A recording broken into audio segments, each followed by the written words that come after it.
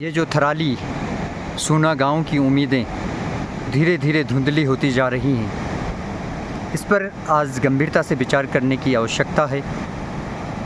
थराली गांव को, सूना गांव को, यहाँ के प्रबुद्ध लोगों को, बुजुर्ग लोगों को, जिन्होंने इससे पहले भी इस प्रकृति को देखा है और अनुभव किया है, आज भी इस प्रकृति को देख रहे हैं और अनुभव कर रहे हैं। प्रकृति में होने वाले बदलावों को देख पा रहे हैं और उससे जनजीवन कितना प्रभावित हो रहा है उसे भी बहुत अच्छे से देख पा रहे हैं। क्या आज से कुछ साल पहले यहाँ प्राणमती नदी पर इसी प्रकार का कहर हुआ करता था?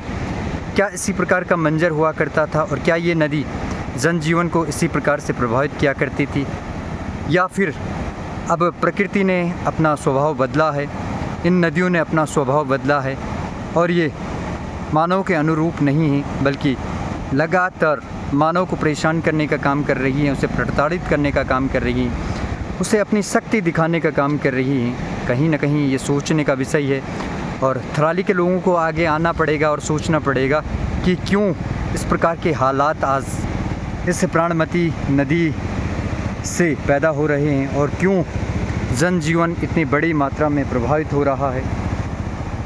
तो थराली के लोग आगे आएँ, इस विषय पर गंभीरता से सोचें, क्योंकि नदियाँ तो पहले भी बहती थी, नदियाँ पहले भी विकराल रूप लेती थी, प्राकृतिक आपदाएं पहले भी आती थी, लेकिन अब ऐसा क्या हो गया है अचानक से कि प्राकृतिक आपदाएं इतनी बड़ी तबाही का रूप ले रही हैं और उससे जनजीवन इस कदर प्रभावित हो रहा है कि मानव सोचने के लिए मजबूर है कि वो किस प्रकार से अपना जीवन यापन करेगा।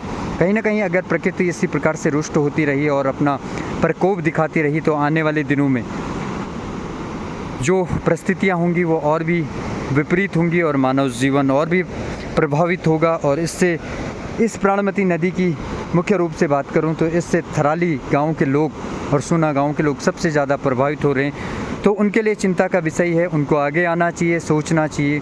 कहीं ना कहीं प्रकृति में कुछ तो गलत हुआ है, कुछ तो प्रकृति के अनुरूप नहीं हो पाया है, प्रकृति के विपरीत हुआ है, जिससे प्रकृति इस प्रकार से रुष्ट हुई है और प्रकृति अपना प्रभाव दिखा रही है।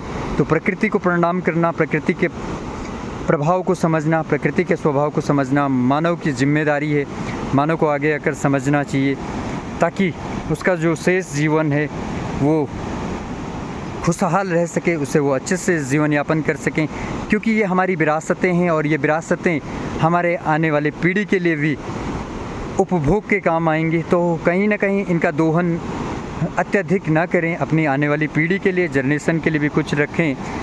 ये सोचने वाला विषय है, सोचें। बस यही उम्मीद करूँगा, यही अपील करूँगा।